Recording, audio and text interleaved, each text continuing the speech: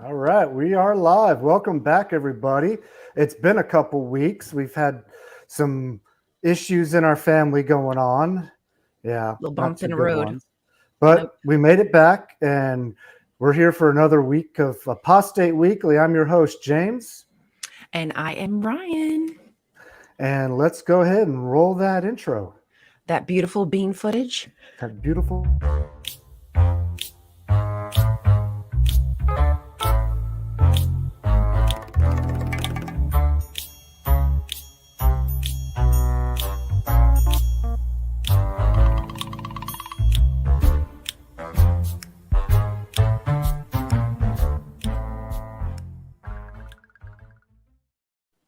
The bones of David Splain. Every morning it just gives me joy. As long as they're drying out and rotting, right? Yes, as long as they are mummified bones of David Splain, that gives me great pleasure and joy. Absolutely. Well, hello. I'm glad to be back. Yes, I'm glad to have you back. Thank you. I was sick last week, and It traffic was wasn't good. bad, and you went through some stuff. So, we don't. Life happens and gets to every one of us. But Absolutely. but we're back, and we are here to bring you your weekly dose of apostasy. Oh, need a dose. Give me a dose right in the arm. Yeah, Doc, inject hit it. me. I need an IV stat. I'm coming home. Help me. I need to be resurrected, James. I think a good dose of news could cure my ills. I I think it's possible. Well, let's start off with the first article I have here for you. Let me go ahead and share my screen. Oh, I'll be looking for it. Now I got to be like on point, James. You're giving me a job. I'm giving you a job. You're giving me a job to do, and now I've got to be like, ooh, ooh, ooh. My ADD can't go like left anymore. So, my first article I got for you here today is about the Washington faith leaders here. This is from ncwlife.com, and talking about how they could become mandatory reporters proposed by the law, with some exceptions, it says. Now, this is talking about Senate Bill 5280, where it would make all clergy mandatory reporters.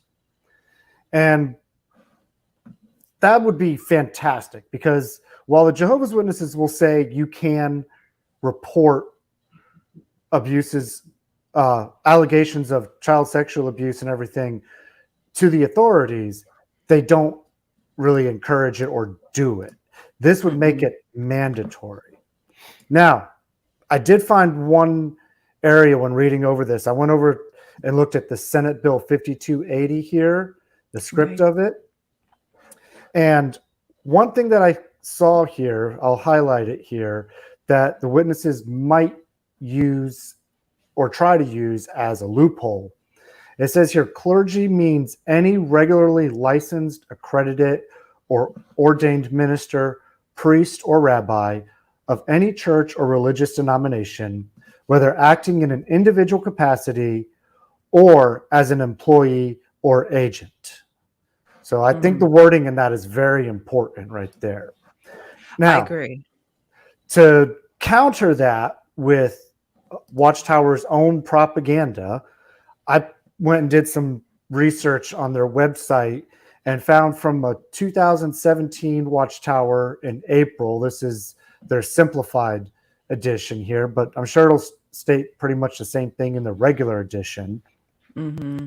It's asked. It has the question here about your dedication and baptism, and this is the question it asks. Do you understand that your dedication and baptism identify you as one of Jehovah's Witnesses? Mm-hmm. And then it says, when you answered yes, everyone present knew that you had dedicated your life and were qualified to be baptized as an ordained minister of Jehovah. So, in their own wording, baptized members are ordained ministers. Exactly. Because Ding, ding, I could ding. I could see the governing body trying to use that as a loophole to get out of it because they don't have any special schools where they get accreditation or anything. So they could try to wiggle their way out of the ordination. But right there in their own words, every baptized member is an ordained minister. Yes. And I'm sure many of you know, if you're following along in the audience, if you've not recently heard, but the Jehovah's Witnesses have lowered their, like they have requirements that you have to meet in order to be like a publisher, to be a baptized. There's things that you must do. And now they've lowered some of those requirements, which in turn makes it easier for children to fall into these, this trap of being an ordained minister and being held responsible. But on that same coin, they're going to try to weasel their way out of it. Say, well, we're not paid. This is all, Jehovah's guidance. This isn't man-made. They're going to try not to take accountability because that's what they. Well, see, you just made me think of something that I think is really important. A child, let's say a child, 7 years old was the youngest I've heard, gets baptized, right? I saw somebody say 5. I've not seen it, but I honestly don't doubt it. If they tell me 5, I believe it. I'd probably believe that too. But let's say they get baptized at that young of an age now, right? That child is now an ordained minister. Therefore, they are a mandatory reporter under the guise of the law. Now, think about the implications. So one of their friends tells them that they've been abused somehow, right? Right. But now this child doesn't understand the law, of course. They don't understand anything beyond what's right in front of them and what their parents have told them. Mm-hmm. And then now, I doubt by legal terms they would come under the guise of the law because being underage. But at the same time, if they're a baptized member and considered an ordained minister, there could be so many implications that variables. I can't even imagine what they would be. Right. Absolutely. I mean, for anybody, not just for the kids, but for a teenager, for anybody who could possibly get caught up in something dangerous and then maybe even possibly held accountable for information that they knew when they didn't know or have the wherewithal to understand what was required of them. Nobody in the Kingdom Hall who is a baptized publisher is they're not going to have any idea about these. They don't care. They think they're protected. They are taught that there's specifically said the angels will watch over. That's what Robert Hendricks said, right? Angels watching over God's organization. This stuff doesn't happen in God's organization. We're protected. And yet we have so many documented cases where it is happening within your God's organization. And then on top of that, if you truly were God's organization and you're supposed to represent the highest of morality, why aren't you turning these people in? Because you'd be protecting your own congregation members, right? And B, if you're supposed to have love for the community, you'd be protecting the community from them striking to anybody in the community as well.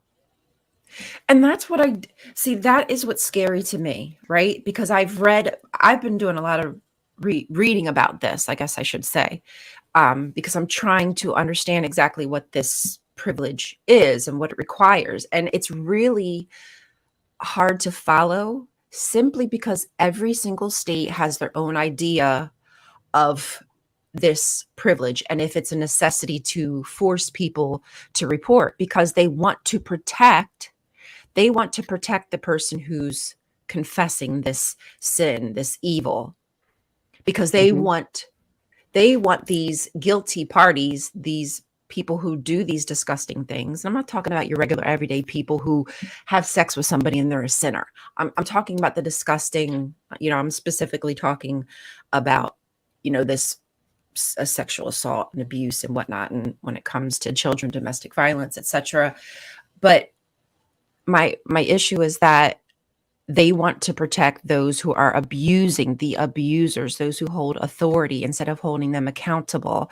Well, what happens? This is what they're saying. Well, what happens if, Joe Schmo confesses to me that he did something bad and then I just go and run to the cops, no one's ever going to trust me again. Bro, I don't give two F's about trusting Joe Smo. Let him go. That's the evil that we want to, that you're there to protect children and other congregants from. And why do they want to protect these disgusting people?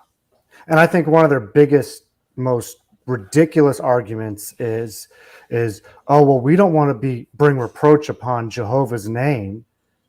It's like, fuckers, you're bringing reproach upon your own goddamn name by not reporting it. And also the guy who's the perpetrator, guy, girl, whoever is the perpetrator, is the one bringing reproach upon their name. Right. If your God's not big enough to take care of his own name, why the hell are you even worshiping him? Again, great point. Your God can be responsible for their own name. They're a God. Yeah. They're going to be fine. And again, it's frustrating that they're not seeing the reproach as being not protecting children. That should be the reproach, in my opinion. Right? Exactly. Isn't that something that's very disheartening, disconcerting? It breaks trust, because we can't trust that the people who are specifically put there to protect us, to be the leaders of the flock, the shepherds. The shepherds are supposed to care for the flock. And you are, what's the saying? You're harming like multiple for the sake of one. There's some kind of saying in that, but that to me doesn't make sense. Yes. Good morning, Jonathan. Good morning, Jonathan. Hope you're doing okay, my dear. Do you want me to go switch over to the other bit of news that we have in regards to the JW Spanish Victim Association? Absolutely. Or was there anything else? Oh, is there anything that we can do in regards to this bill? Today it was being heard. I'm sorry, you all, but yeah, I forget when it was. I know Wally did a really good video on that, and I don't remember when it's being heard. But I know, and I have to get caught up. Yeah, so I would suggest to everybody, if you want to get some more inside information, and you don't want to feel like reading 20 news articles, why don't you go check out Wally's channel at JW Thoughts? Yeah, JW Thoughts, and I'll have to check that out too. Good morning, Mary. Because I know that if you live in Washington, you can sign to say like, hey, I support this bill. Just like the issue that we're having is that these churches, these big conglomerates, are so rich and powerful. They are able to get all these signatures and get all these lawyers who will just fight and try to refuse this getting onto the floor. They'll stop it before it even gets there. So we really have to pay attention to what these lawmakers are doing. And again, in Washington this year, there's going to be a protest. As soon as I can get more information on that, I am going to get it to you. So let's switch over. I got to get sharing here, but let's switch over to what is happening in the Spanish.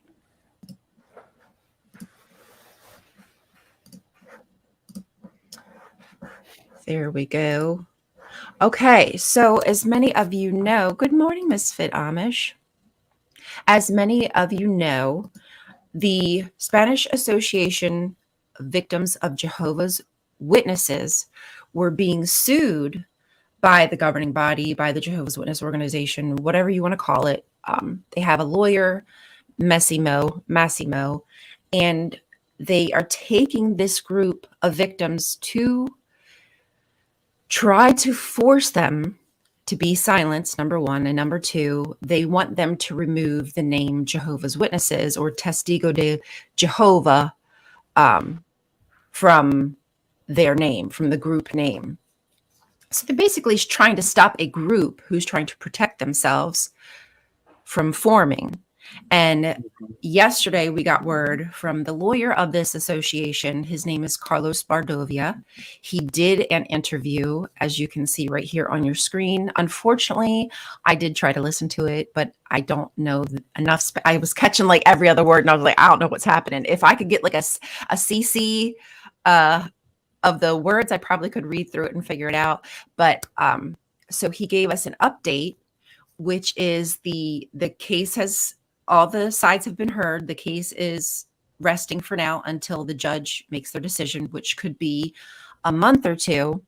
But this is the good piece of hopeful information that the lawyer Carlos gave to us, is he's obviously can't say too much, but he is under the impression that the prosecutor for the Jehovah's Witnesses agrees that this group has a right to speak their truth. They have been victims. They have a right to speak out. So it doesn't seem as though they're going to be able to silence them or force them to remove that from the victim and Jehovah's Witness from the group name. So it's promising. Again, that is just what this lawyer thinks for now. Yeah, and I got a message from somebody on Twitter. It says that the actual judgment or verdict still needs to be awaited, but it's looking promising. But Jonathan made a good comment right there. He said basically a bully to the people that they had been traumatizing, and that's exactly right. They are being bullies to the people that they're traumatizing. Who sues victims? Yeah. Who? It'd be like, I mean, can you imagine like a victim of rape being sued by the rapist? Well, the sad part is a lot of these laws leave it, right? Like if you impregnated somebody, you could sue that person to get child custody. Like these things are happening. Yeah, so they unfortunately, the law does not protect victims. And you have here a religious organization who is so bold, proudly taking victims to court. Like that is I don't even know what to call that. And hypothetically, and I sure hope the hell this doesn't happen, right? Hypothetically, if the witnesses win, can you imagine what they'll say to their members? Oh, we had this apostate group that, we took down, and, and they would just hype it up like it would be such a great thing that they took down their victims. Right. But to them, that's because they always see themselves as the victim. Yeah. They are the victim.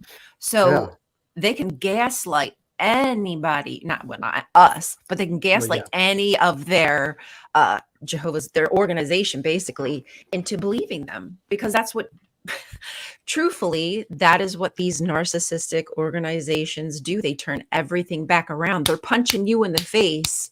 Well, oh my God. Oh, my fist, it hurts so hard that I'm punching. Oh God, this is the worst thing ever. I have to do this to you. What the hell kind of sadistic craziness is this? And Mary made a good point here. She said it'll set a precedent too, and further silence victims if the witnesses win. Yep. And that's so true, because we don't want the victims to be silenced. We want their voices to be raised up and to bring awareness to these bullies and to the practices that they do and how they treat their members. Right. Absolutely. I'm really glad that that Mary mentioned that. Darvo is basically what happens when the abuser turns it all back around. I can't remember what everything means, but it's like deny, avoid. Yeah, I'm sure Mary knows, but it's literally 101 of a narcissistic abusing, gaslighting somebody. You just deny accountability. We're not doing anything. We're not responsible. I'm not responsible that I was told that this father was abusing his children and I did nothing. I'm not responsible.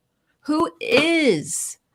What is your purpose? What purpose are you serving if you're not protecting your flock and little children? So she's saying deny, attack, reverse the role of the victim and abuser. Deny, attack. Oh, reverse. Yes. Yeah. Reverse. They do that Uno reverse. And I don't know if you've ever been in an abusive relationship, but I have been there, and they make you feel crazy. Like the Mhm. intention is to make you just feel like you're so absolutely out of control, you can't trust yourself. I have to Exactly. trust what you're telling me because you've taught me that I'm just so dumb and unaware that I've got to lean into you. I've got to trust you. Ugh, Yep. disgusting. Yeah, it's the Yeah. persecution victim. We know this model because they're really Yeah. good at it. Yep.